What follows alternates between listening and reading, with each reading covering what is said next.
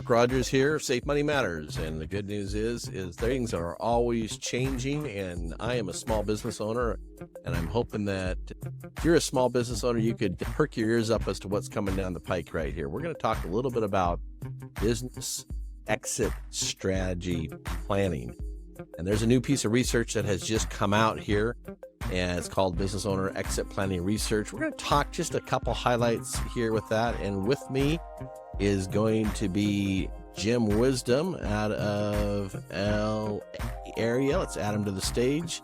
Hey, Jim, good to see you. Hey, good morning, Mark. Great to be with you this morning.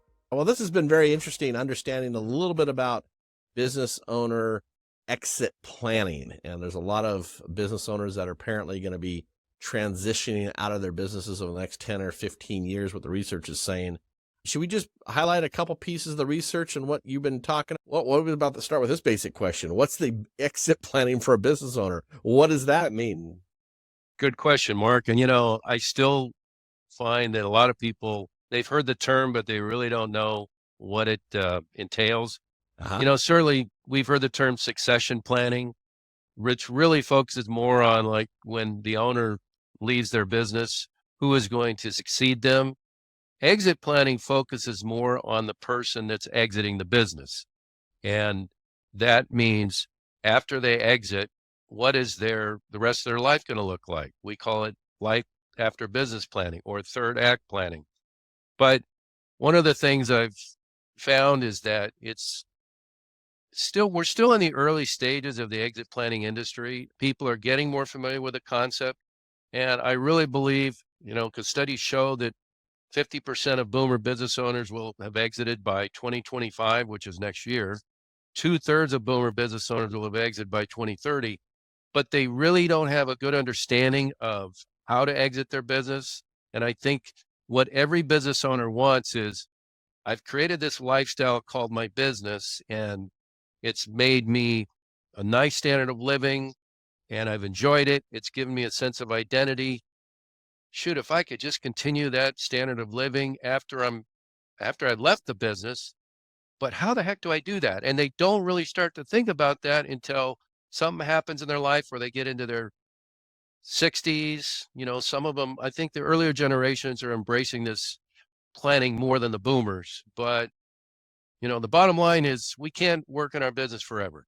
And the light bulb eventually goes on and they realize, I got to do something before it's too late. Well, and you and I are both business owners in our own practices. And so we're speaking to business owners as we generally have put our blood, sweat, and tears into our business, countless nights, weekends, whatever it is, for multitudes of years. And then it comes down to whatever that time is. And it's like, what value do I get from my business? Whether I'm being planned to exit based upon, this is what I will go do something different, or maybe it's an unplanned exit, which is a health condition, right? A health condition is coming down the pike. And so now you got to figure out what's the value of my business. Therefore, what can I do with that value later on? Let me ask you this question. What makes a business attractive to an outside buyer? You were mentioning this is a key question. Many business owners have their own value. As I said, they've been working all these years and putting everything. They think it's a certain value.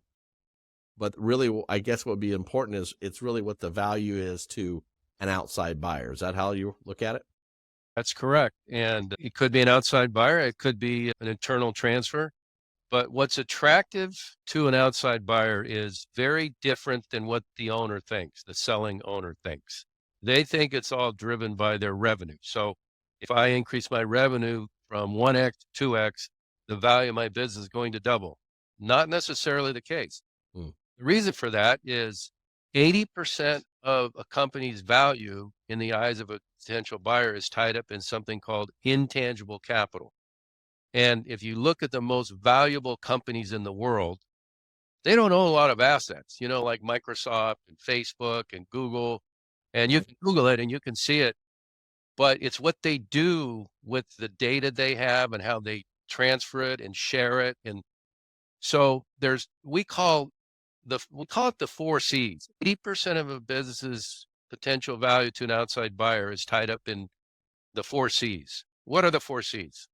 The first one is human capital. the strength and quality of your employees.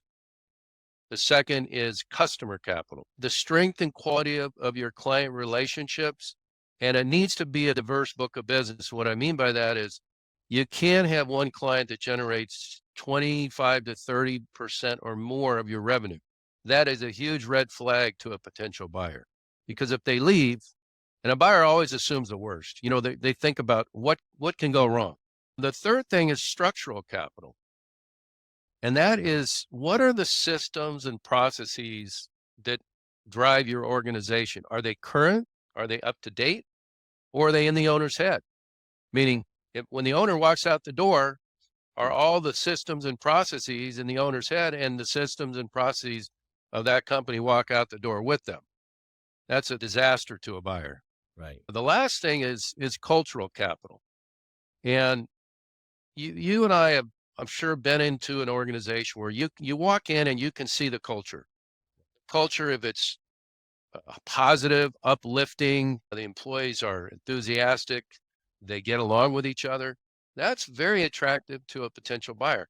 Whereas if you have a lot of animosity within the employee ranks and there's a lot of dissension, that's very unattractive. So anyway, the bottom line is about 80% of the value of a business to a potential buyer is tied up in those four categories. It's intangible capital. We refer to them as the 4 C's.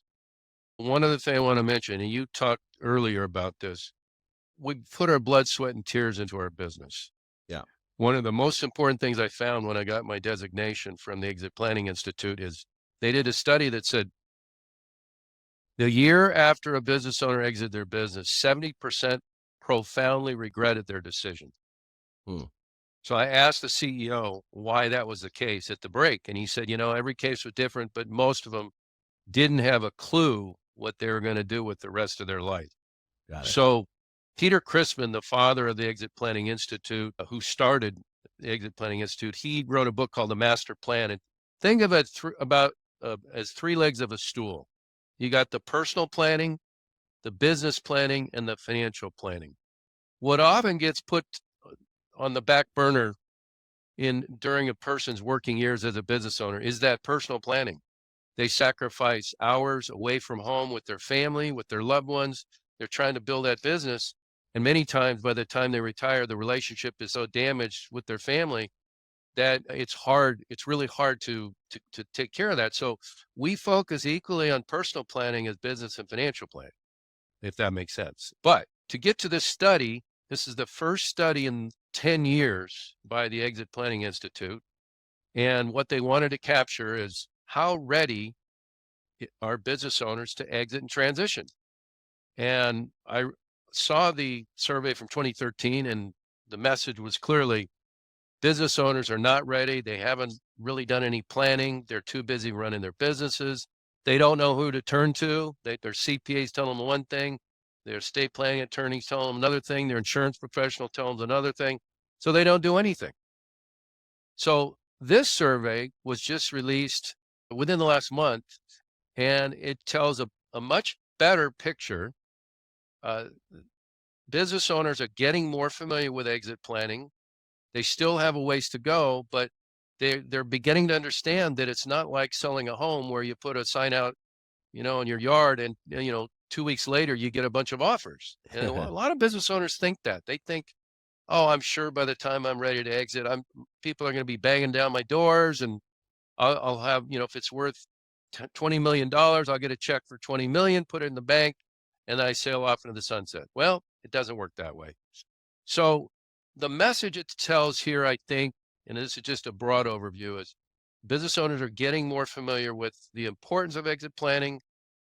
They're getting educated. The Gen Xers are much more willing to embrace exit planning because they see the value. And, that's kind of a big picture. And did you want to get into the 5 conclusions, Let's jump on Mark, down. now, or do you want? Yeah, let's do that. Well, only 9% of business owners in 2023 have no plans at all for their exit. So I thought that was kind of a low number. I would have thought it would have been a higher number.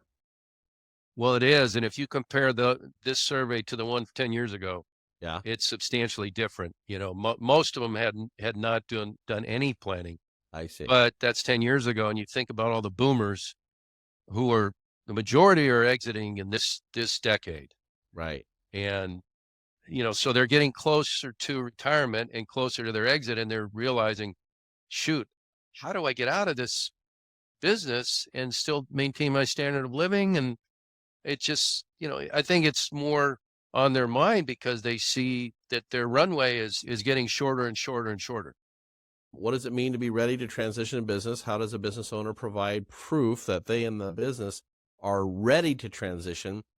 And so there are 10 actions here. We're not going to go over the actions, but I think we were referring to, we were going to refer to, is it the observations we're trying to refer to here? Well, yeah, let's talk about readiness because that's important. There's two, I told you about these two assessments we do. It's attractiveness assessment and readiness. They're Yeah. very different. The readiness is you could have an attractive business and it could be worth a lot of money, but you personally may not be ready to transition and your business may not be ready to transition. What I mean by that is, and I talk to business owners all the time, I say, well, have you thought about what you're going to do after you retire? And you get a blank look. Their business is their identity. That's So right. it's hard for them to think about after they're gone. So being ready is, are you personally ready? And so we help them with that. We help them get ready by talking about things that they could be doing after they moved on from their business. Now, is their business ready? Here's an example where a business is not ready. You have an owner, we call it owner-centric. The owner's closing all the deals. He's the big salesperson. He does marketing. The owner is the business. Well, if the owner is the business, there's nothing to transfer. And what buyers look for is something called transferable value. That's what's attractive to a potential buyer. If there's nothing to transfer, there's no value. And I'm the CEO of the Exit Planning Institute. I remember, reading in one book, the guy said, hey, Chris, I'm going to move to Denver. I'm going to build a house. He goes, what are you going to do when you're there? And he said, I just told you, I'm going to build my house. He said, I understand, but what are you going to do? And he didn't have an answer. And, some people think, well, I'll just play golf for the rest of my life. Or I'll just, and this guy thought his retirement was build his home. Well, how long does it take to build a home? Maybe 6 months to a year. He really hadn't thought about it. And Right.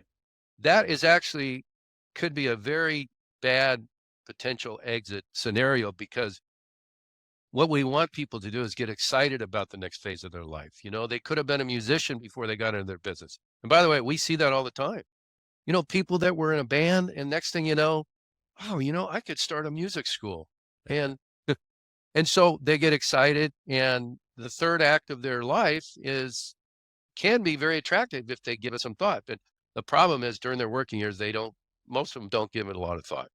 To make it relative to those that may not be business owners, or to make it is if you had a house and they want to sell a house, your next question would say, well, where are you going to move? And if someone says, well, I don't know, Right.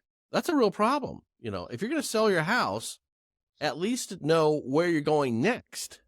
I think that's kind of relatable what you're talking about. You sell your business. What are you going to do next is really that question. You're right. And I hear this all the time, Mark, and I've talked to people who've retired. It doesn't matter if they're a business owner or not. I always ask them, how is that transition for you? And more often than not, they'll say it's difficult. And, if you own a business and your identity, you've been the boss for, let's say 40 years, your employees come in and you call all the shots. And then all of a sudden your identity is changing because you no longer own that business.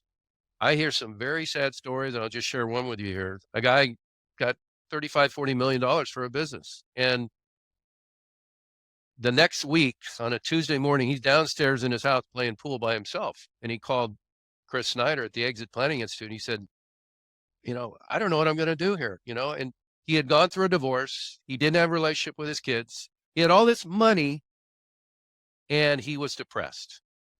And that's exactly what I mean by, balancing that stool. You got to look at the business. You got to do your personal financial planning and your personal planning, which it's hard to keep that balance in your working years because you're, like you said, you're putting in your blood, sweat, and tears. And by the time you get your payday, if you're fortunate to have a payday, it can be a real difficult transition. Well, and then that's great. So, did you want to go over these the observations? Is that what you want to do on this piece of research here? Yeah, I would say, I've got the 5 observations from the survey. Continuing to immerse yourself in education. Yeah. We're seeing a lot of business owners that are attending Exit Planning Institute Okay. events. It doesn't have to be the Exit Planning Institute, but they're educating themselves on what it's going to take for them to exit their business successfully. And Yep. they're starting to realize it's not as easy as many may think it is. Number 2, identify and understand the value of your company. Now we talk about what makes for, 80% of the value is tied up in tangible capital, but we also talk about 3 gaps when we do our analysis for the business owner: the Mm-hmm. profit gap, the value gap, and the wealth gap. Mm. And without getting into too much detail, we compare their business to best in class in terms of their profits, the value that they're leaving on the table, and the Mm-hmm. profit they're leaving on the table versus best in class.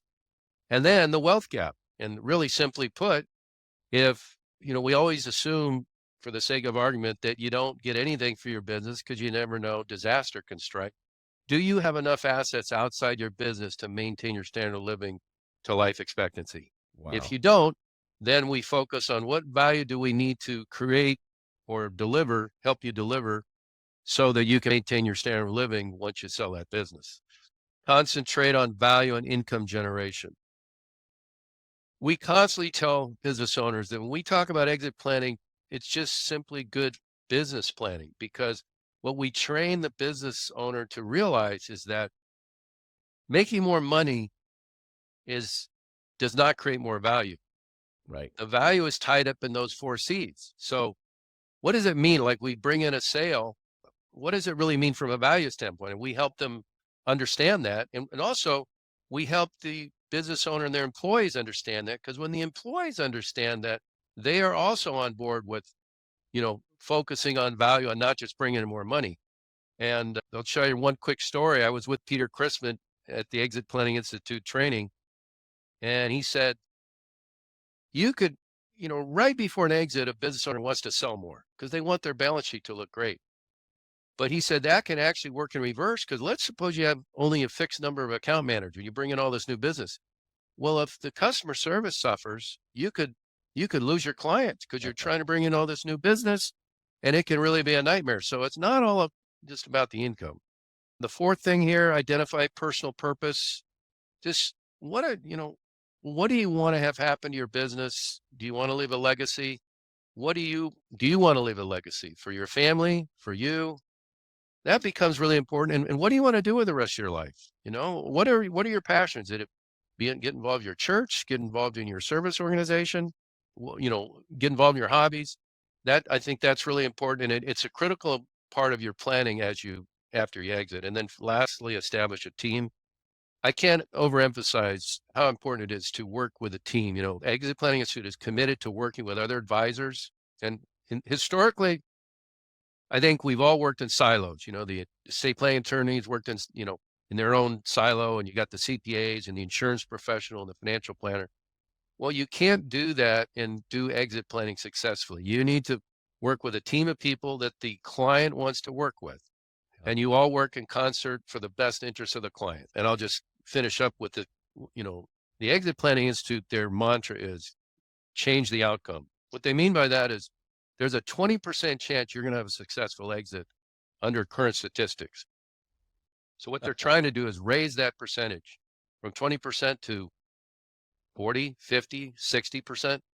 And, what drives me as an advisor is I think what powers our economy is privately held business owners and their businesses. And if you think about, and Mark, you probably know a business in your community that has 30 or 40 employees. Let's suppose that business does not have a successful exit. Yeah. Think of the impact on your community, your church, churches in the area, service Yes. clubs, the Yes. employees. It's devastating. It It's is. devastating. So take me back to that fact again. 20% of businesses have a successful exit. Is that what it is? Yeah, well, they're able to sell their company. So of all the businesses that are put up for sale, 20% actually sell, which, basically what we're saying is 20% of the time, you're going to be able to sell your company. Now, business owners don't know that. They think that, you know, once they retire, all these people will start banging down their doors and Yeah. they, they want to buy, and it doesn't work that way. Yeah. It could for some, if they're, really best in class, they'll get a lot of offers, but it can be very, very difficult to make that transition. Does that help? Yeah, it sure does. So how do people get a hold of you? I got the website up on the screen, JL.com, and looking through the site, well, you've got a lot of those elements and information already there. That's what's kind of cool about it. So looks like you kind of built the site to accompany some of these things. Is that correct? Absolutely. And I would think that most importantly, to just let the business owner know that they can't work forever. As much as they enjoy running their business, they reach a point in their life where they realize, geez, I can't do this forever. And then how do I get out of here and maintain my standard of living? That's the challenge. Every day's a Saturday when you retire, right? That's right. Well, thanks so much, Jim, for jumping on. My eyes are wide open because I've seen and with clients that are, I'm dealing with them on the personal side. They've got business side of it, and I haven't been able to help them there. So it's good to know that guys like yourself that are certified and educated in this practice of this business transition, it's got far more factors to be considering. And obviously, we've talked about this before, is when we've been in the business for so long, we think our business value is so much greater than what it may possibly be less. And as it's been said, there's so many factors involved. So I think you can help those that want to inquire, they can inquire, and you provide a great service for business owners to help transition. Listen, folks, your business is a big, big deal, is because you've done it all these years, and why not reach out to a professional business exit planner like Jim so that you can have that optimal value and do the right things before you get ready to exit. With that, Mark Rogers here, and as always, it's always good to chat and help Middle America plan for future security, growth, and control. That's what we're looking for: security, growth, and control. And so with that, Mark Rogers here signing off. We'll see you on another session. Make sure you like, subscribe, and share the channel. Safe Money Matters. We'll talk to you soon.